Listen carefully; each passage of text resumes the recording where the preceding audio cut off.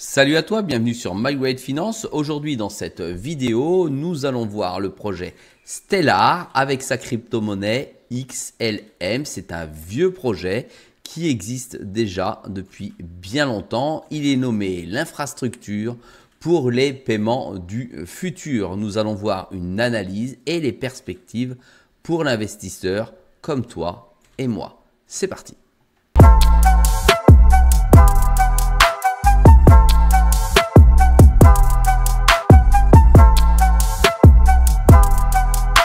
Sois le bienvenu dans cette vidéo. Je te rappelle qu'ici, il n'y a pas de conseil en investissement. Je te montre ce que je fais et comment je le fais. Avant de débuter cette vidéo, je précise que je n'ai plus de XLM en portefeuille à ce jour. J'en ai acheté au début, j'en ai acheté au milieu du projet. À ce jour, je n'en ai plus. Je suis entré et sorti à plusieurs reprises, mais c'est néanmoins un projet que je scrute à la loupe et c'est pour ça que je te réalise cette vidéo. Allez, on rentre tout de suite dans le vif du sujet, la naissance de Stellar. En fait, Stellar a été créé déjà en 2014. Tu vois que ce n'est pas un projet tout jeune pour le monde de la crypto puisqu'il a 11 ans et il a été créé par Mac Caleb qui est cofondateur de Ripple à la base et Joyce Kim. Ce qu'il faut comprendre, c'est que Mac Caleb, d'accord, a quitté Ripple en raison des divergences qu'il avait avec le cofondateur de l'époque, puisque Ripple a pris une orientation entrepreneuriale. Il souhaitait que cette société devienne lucrative, alors que Mac Caleb souhaitait que finalement Ripple à l'époque soit à but non lucratif.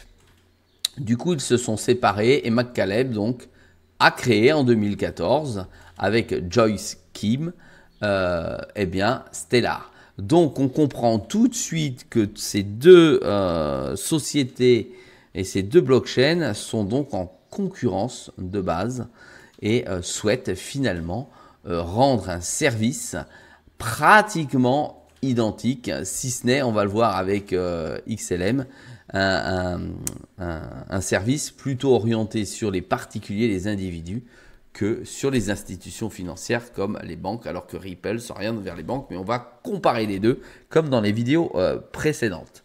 C'est comme ça qu'est né Stellar Development Foundation, qu'on appelle SDF, avec une mission, c'est de créer finalement un système financier mondial qui est ouvert et accessible à tous.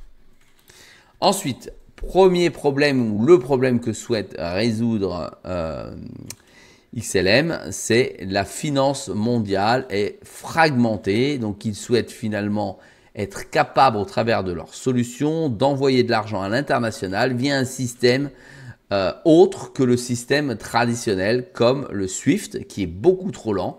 D'accord, puisque ça peut mettre jusqu'à plusieurs jours à l'international et surtout extrêmement coûteux pour les échanges financiers. Donc la solution que propose Stellar, c'est finalement un pont universel, d'accord? Donc Stellar devrait permettre à tous les systèmes financiers de se parler en échangeant sur la valeur et la manière quasi instantanée, parce que c'est de 3 à 5 secondes, pour une fraction de centimes. En gros, la transaction ultra rapide, interbancaire ou interpersonnelle, entre portefeuilles de particuliers, ultra rapide et peu coûteuse. Alors ça rappelle naturellement beaucoup d'autres blockchains parce qu'on pourrait mettre à l'intérieur de ça, on pourrait mettre du SUI, on pourrait mettre du Caspa, on pourrait mettre du Solar. Mais ça, c'est juste pour les échanges puisqu'ils n'ont pas l'outil, ces blockchains ou ces projets, pour avoir les échanges interbancaires. Allez. Une transaction ou un transfert en 4 étapes pour que tu comprennes, c'est par exemple Alice qui envoie 100 € depuis son app, donc sur son téléphone, elle met 100 € et il va falloir l'envoyer dans le réseau, donc les euros vont être convertis en XLM directement dans le réseau, c'est totalement transparent, on voit rien, on ne fait rien, on ne le sait à la limite pas et ça va transférer les XLM, d'accord, en quelques secondes directement sur le wallet de réception ou l'adresse de réception et ça va les reconvertir automatiquement dans la monnaie choisie. Donc on fait portefeuille numéro 1 envoie de l'euro, portefeuille numéro 2 reçoit du dollar. L'objectif de Stellar et par le XLM, c'est donc c'est donc de réussir à faire la transaction tout en faisant le change de devise. Comme ça, tu comprends mieux l'intérêt de ce projet. Allez, les avantages clés du projet, ce sont des partenariats réels, d'accord, avec des accords stratégiques avec des géants comme MoneyGram. Alors MoneyGram, on n'utilise pas forcément cela couramment en Europe, mais en tout cas entre l'Afrique et l'Europe, oui. Entre les États-Unis et l'Asie, c'est oui. Entre la Russie et l'Europe, c'est oui, d'accord. Donc MoneyGram est effectivement une grosse institution financière qui permet l'échange transfrontalier entre particuliers de manière rapide. Il y a eu également à l'époque de Stellar la naissance d'un projet avec IBM, mais on n'en entend plus vraiment parler. Ou en tout cas, dis-moi en commentaire si justement il me manque des infos à cet effet. Ensuite, les gros avantages, c'est une performance éprouvée. Parce que transaction en 3 à 5 secondes, c'est ultra rapide. Et puis, le coût est pratiquement insignifiant puisque ça reste quelques centimes.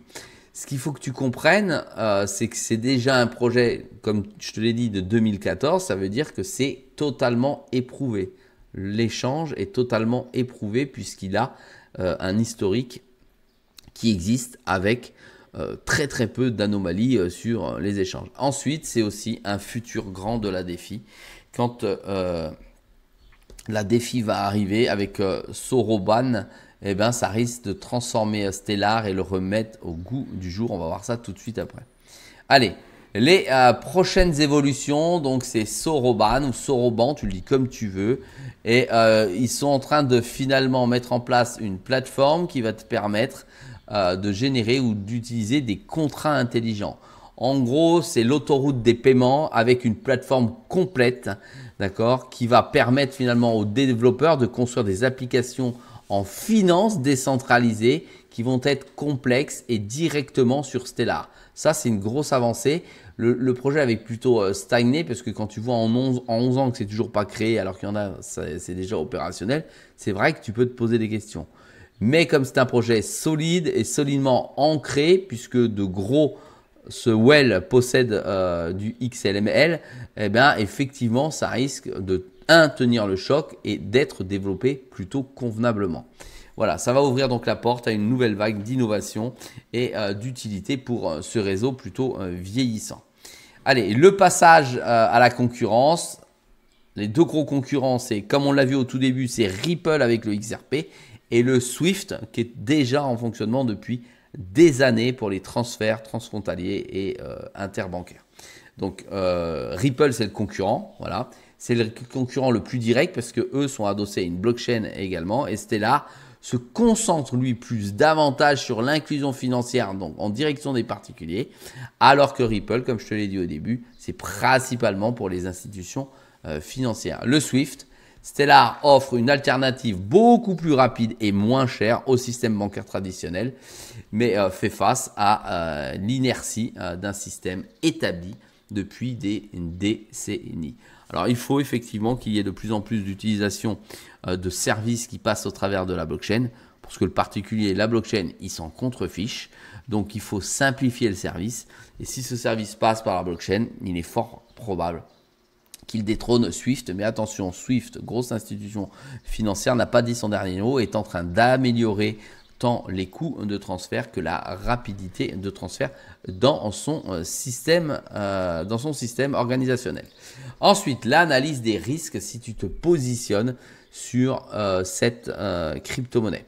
Premièrement, défi de l'adoption massive, c'est ce que je suis en train de t'expliquer depuis tout à l'heure, parce que malgré des partenariats importants, même celui d'IBM dont on n'entend plus beaucoup parler, eh bien, transformer un projet pilote qu'est Stellar en une adoption mondiale, c'est un processus très lourd, d'accord, complexe. Donc, ça va être plutôt long à l'adoption, si tant est que l'adoption arrive un jour. Ensuite, les performances du prix. Historiquement, XLM, eh bien, ça a une tendance à sous-performer pardon, les autres altcoins durant les marchés haussiers. Donc voilà, puisqu'il est plutôt résilient quand ça baisse, eh bien, il a du mal à grimper puisque c'est un vieux projet. Les nouveaux entrants ne le connaissent pas et ne s'intéressent pas à ce projet d'infrastructure financière. Donc ça peut être très frustrant si tu investis sur XML et à court terme, il est fort probable que tu ne gagnes pas grand-chose. Ensuite, troisième élément d'analyse des risques si tu investis dessus, c'est la concurrence intense. Tu as de nouveaux projets, y compris Ripple et de nouvelles blockchains qui vont arriver sur le marché, certainement être plus performantes que XLM. Allez, pour les prix des prévisions, si tu as attendu dans la vidéo et si tu es arrivé jusque-là pour 2025, toujours 3 scénarios, le scénario bulle, donc haussier, le scénario neutre et le scénario bear qui est le scénario baissier. Pour le bulle entre 40 centimes et 65 centimes, si tu as un succès quant à l'adoption rapide de Soroban, je ne sais pas comment on le dit, c'est une croissance exponentielle, etc. Si en gros ça s'éclate, si ça rajeunit le projet, eh bien effectivement l'XML peut monter fortement entre 0,40 et 0,65 centimes. Il serait plutôt neutre le scénario entre 20 centimes et 35 centimes s'il y a une simple adoption progressive de Soroban. Voilà, une croissance stable des partenariats, rien de plus. Voilà. Alors attention, c'est fort probable que ça soit ça aussi, en ce sens où il y a beaucoup de nouveaux projets plus rapides avec de nouvelles technologies qui arrivent. Donc à voir. Baissier en bear, échec de Soroban qui attire les développeurs, perte de partenariat du marché de la crypto en baisse, etc. etc. Alors perte de marché de la crypto en baisse parce que dilution et plus de projets, c'est fort probable aussi. Pour ma part, je suis totalement neutre sur ce projet. C'est pour ça que je suis sorti de XLM, pardon. Ça met trop de temps, l'évolution met trop de temps, la technologie est lente, les développeurs sont lents. Donc ça m'inquiète plutôt, c'est pour ça que je suis sorti. Je parie plus sur d'autres crypto-monnaies plus fortes. Mais néanmoins, si toi tu en as en portefeuille, n'hésite pas à me le dire en commentaire. Quels sont tes objectifs? C'est important, tu vas en deçà, tu m'inscris tout ça et comme ça, j'apprendrai de nouvelles choses sur ce projet. Alors pour conclure, pour toi investisseur, c'est plutôt un pari long terme sur les infrastructures financières puisqu'il y a quand même les problématiques réglementaires qu'il faut solutionner avant. Donc c'est plutôt pour un profil conservateur, voilà, parce que c'est plutôt dans le temps que tu pourras te réjouir de la plus-value que tu pourrais réaliser sur XML. C'est pour qui? Ce sont plutôt pour des investisseurs qui sont patients, voilà, et qui sont résolument tournés vers des projets concrets par l'apport de solutions de la blockchain. Et si ce que vous achetez, c'est une participation dans la modernisation de l'infrastructure financière mondiale, et c'est-à-dire que ce n'est pas encore arrivé, c'est plutôt lent à venir. Voilà, si ce type de vidéo te plaît, encourage-moi avec un pouce bleu. N'oublie pas que sur MyWealth Finance, c'est une vidéo tous les jours à 6 h du matin. Donc abonne-toi, mets la cloche et sois le meilleur investisseur possible pour tes capitaux. Allez, à très vite. Salut à toi.